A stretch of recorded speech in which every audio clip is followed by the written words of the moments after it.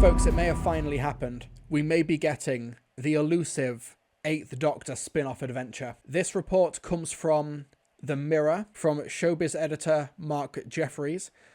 Paul McGann set to make a comeback as the Eighth Doctor in new Doctor Who spin-off series. Doctor Who returns later this month with 3 specials celebrating the 60th anniversary. And now Paul McGann is set to make his comeback too. The 63-year-old actor had the keys to the TARDIS for the 1996 television film, a co-production between BBC Worldwide and Universal Studios, which was an attempt to revive the sci-fi show after it was cancelled in 1989. His incarnation of the Time Lord built up a loyal fanbase due to the audio adventures he has voiced. He has just 2 TV appearances in the 50th anniversary special and a cameo in Jodie Whittaker's final outing, The Power of the Doctor. The show is to enter a new era with Russell T Davies, the man who rebooted it in 2005 at the helm, and Disney co-producing, with the BBC and spin-offs being planned to increase the Whoniverse. The spin-offs will work in the same way that Disney created the series for Star Wars and the Marvel Cinematic Universe that stream on Disney+. A source said, Russell likes the idea of bringing back McGann with his own set of episodes in the TARDIS. Disney are on board as they want more original content and want to fully exploit the franchise as they know how big it could become. Other possible spin-offs include a series set on UNIT, the Earth-based military wing that works with the Doctor to defend the planet, and a villain anthology. Doctor Who returns later this month with 3 specials, yada yada yada. Speaking in an interview recently, Paul said he would be interested, adding, quote, I finally got to be in an episode. The fans tell me that they hope there'll be a chance of some more. That would be nice. I would be well up for it. So, before you folks get way too ahead of yourselves with this, yes, this is from The Mirror, and The Mirror have done a pretty good job over the past couple of years at breaking Doctor Who stories, whether it be the departure of Jodie Whittaker, the casting of Bradley Walsh as Graham O'Brien in Series 11, the colorization of the Daleks, which they broke back in January this year, and some of the animated specials, including the Underwater Menace. However, those stories were broken by Nicola Medvin. This is written by Mark Jeffries. Now, I'm sure that maybe their desks are on the same floor of the Mirror headquarters. This is not from the same source that has brought us so many of those other accurate news articles. This is from Mark Jeffries, who mainly seems to talk about sports and comedians. My guess here, though, is that they want to maybe do something like this, even if it doesn't feature Paul McGann on his own. Maybe he is maybe a regular supporting character or something in an upcoming spin-off. But I think that what they're waiting for is they are waiting for the viewing figures from Disney Plus and also from the BBC broadcast of the 60th anniversary specials and also the Christmas special. And then they're waiting for that green light. Very little is actually being commissioned and pitched right now in the UK because we are essentially in a recession. Advertising revenue is down significantly, which is why ITV and Channel 5 are not doing so well at the moment, and also the licence fee has not kept up with inflation. Basically, a lot of government issues that require government solutions, but we have a very terrible government at the moment, so there's a lot of stuff that is holding commissioning and holding the green lighting of high-end TV dramas back, unfortunately. So Doctor Who spin-offs are going to be taking a back seat until those issues resolve, unless Doctor Who does incredibly well over the next few months, similar to how it did for Series 1 and Series 2, and then they would greenlight Torchwood and the Sarah Jane Adventures. I think that right now, with them currently filming Ncuti Gatwa's second series, they are waiting for that maybe to finish or start winding down before they start working on spin-offs proper. It makes sense that they don't open Bad Wolf in the BBC with Ncuti Gatwa and Rusty Davies and such. It makes sense that they don't open with all of these series plus a load of spin-offs. They need to sort of branch out the Whoniverse slowly, get Bad Wolf working around the clock to make Doctor Who series and Doctor Who spin-offs. But it would really surprise me if they ended up doing series with longer than 6 episodes, because I think that's sort of the standard now for many BBC dramas, and some series have even got fewer episodes. The recent series Time, which stars Jodie Whittaker, that's been broadcasting on the BBC over the past couple of weeks, that's just 3 episodes, but still been really well received and still got really great viewing figures. So I'm assuming that maybe the show proper would broadcast for 8 weeks of the year, plus a Christmas special, and then maybe 6 episodes during the autumn for spin-offs and such, which means we're probably not going to be seeing anything from any potential spin-offs until autumn 2024 at the earliest. That's my best guess. But would I be happy with a Paul McGann spin-off? Absolutely. If you hear him in the audio dramas, you know that he still absolutely has the voice and the presence and the gravitas of the Doctor. He's been able to do an awful lot in the audio medium and has become, for many people, a fan favourite Doctor. He never really got a proper chance to shine in 1996, but if you see Paul McGann in many of the film projects and the TV shows that he's regularly in now, he still delivers great performances. He's not missed a step. So logistically, this can work. And obviously you're not getting him back in the wig from the 1996 TV movie. So this would be a Paul McGann 8th Doctor later on in his life, having like aged quite a lot, maybe just before the Time War or something. I don't know. Shame to see Paul being aged. Wait, he's aged very well. What are you on about? Come on. This handsome Liverpudlian stud. And I also think it would be cool if they had him face off against the Daleks as well. That way you still have the Daleks on television, but not exclusively in the actual TV show itself.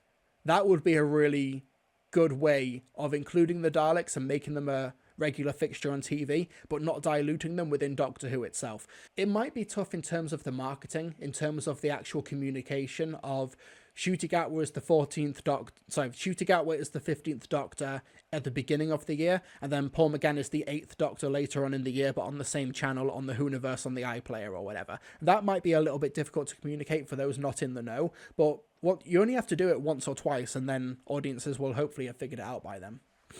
Live action Dalek time strategist, oh, that'll be cool. I hope they adapt The Flood. One second, there was a really awesome piece of artwork that I think I shared it on Twitter as well. From the Purple Archive, this artwork was done by Danny Kennedy, who follows me. Hello, Danny. Who did this awesome 8th Doctor artwork. And the Flood Cybermen are here as well, which is so cool. The 8th Doctor's been through an awful lot in the audio medium, in the audio adventures. This is such a great piece of artwork. Thank you so much to Alex Simpkin for the very generous £10 super chat. Wonderful chap. All of them. If McGann gets a spin-off, they need to do a Peladon episode. His cover of the Venusian Lullaby is unironically beautiful. Oh yeah, is this on YouTube or do I have to find it again? Paul McGann sings the Venusian Lullaby. Let's go for the end credits Wonderful version. Chap. All of them. Coklide partamen in clutch. Coklide skina tjerenach.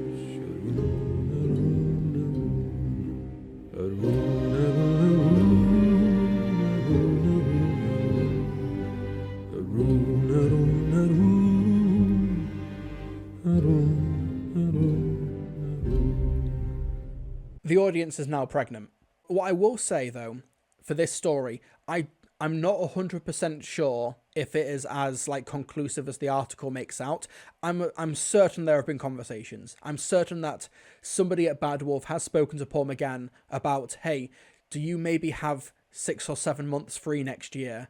Maybe in Liverpool or possibly in Cardiff to film some Doctor Who stuff. And that's maybe as far as it's gotten at this point. But if they are going to do this, obviously Paul McGann is still, relatively young. And he's still very awesome as the Doctor. But you do have a bit of a ticking clock here. This is something you can't really do in 10 years' time. You either need to do this within the next 5 years or you don't do it at all. And I think it would be really awesome for Paul McGann as the 8th Doctor to actually have his own proper adventures on TV. Genuinely nearly 20 years too late.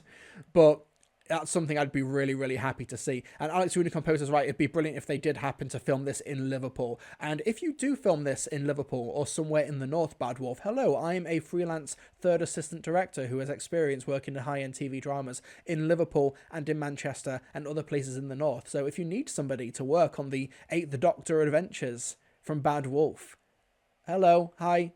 Maybe he can grow his beautiful curls out for you all this time. No. So who knows the story about that wig? Who knows the story? So Paul McGann auditioned with long hair. Let's bring the clip up. This is Paul McGann in 1995 auditioning for the role of the Doctor. Show me. No, they seem to foretell the future. This is how he auditioned and he got the role. But then Paul McGann did a film or maybe just by choice, I'm unsure, shaved his head, which is why in the Doctor Who magazine interviews and the newspaper rounds in 1996, or in 1995 when it was officially confirmed, he had much shorter hair. So then he gets off the plane in America or in Canada. I can't remember where they filmed the TV movie. He gets off the plane and is greeted by producers who are aghast that his hair is significantly shorter. So they had to really, really rush the commissioning and the making of a wig for his Eighth Doctor character, which is why his hair looks the way it does in the TV movie. That was like a $10,000 wig or something. It was Canada. Okay, yeah, it was Canada. I thought it might have been, but I couldn't confirm. Do you think Paul McGann has kept the wig? I don't. I think it's been burnt. I think they burnt it at the wrap party. Go to 5 minutes and 1 second to hear Paul McGann vent about it. So this is from the Doctor Who audio commentary. I can't play the clips themselves because they'll get copyright claimed, but I can just play the audio. On the motorbike. Just like a Dalek would. I was there much? hated that wig. I hated it. You shouldn't have cut your hair then, should you? What was it made you cut your hair?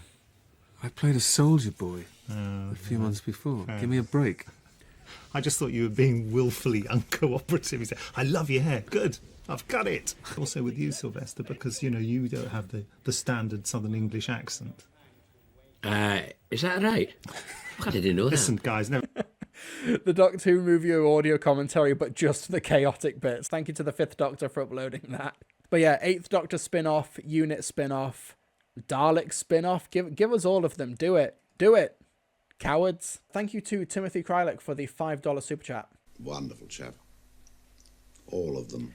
Paul appeared in an episode of Luther with Idris Elba. That was too much sexy for one episode. Somebody in the chat mentioned that Paul McGann's in like 10 of the 20 episodes. Doesn't he play like the ex-wife of one of the main characters or the boyfriend of one of the characters? Paul McGann, Luther. Like, there's a reason why in the Five-ish Doctors reboot, they do mention like, I'll help you with your plan, work permitting, of course. Yeah, there we go. There's Luther. Well, that's Paul McGann, but he's in Luther. Stop! Okay, listen! Stop! Okay, that was a fun clip to just randomly play out of context. Oh, imagine this TARDIS team. Ruth Wilson and Paul McGann, Doctor and Master. Right, Bad Wolf, Russell T Davies, we already have your casting. We already have it.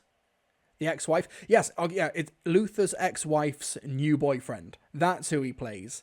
I've only watched like 3 episodes of Luther. Oh, this is the very end of series 1. This episode is so tense. I'm so sorry that we're laughing at it. Ian, stop, Mark. I know how much you wanted to see him die, but don't do it. Check out Luther, everyone. Idris Elba would still make a great Doctor Who. We need to put you in a wig. Stop. Yeah. I got to meet Paul McGann earlier this year. It was lovely. 1 second. I go to see him and then he's like, shake my hand. Lovely to meet you. And you. Shake my hand. Oh, thank you very much. Shake my hand. Somebody did upload the full Hooverville panel, so you can listen to it. And he talks a lot about classic films. Honestly, he loves like black and white films. And the day that he did this panel was the 100-year anniversary of the Lon Chaney movie, The Hunchback of Notre Dame, the silent film.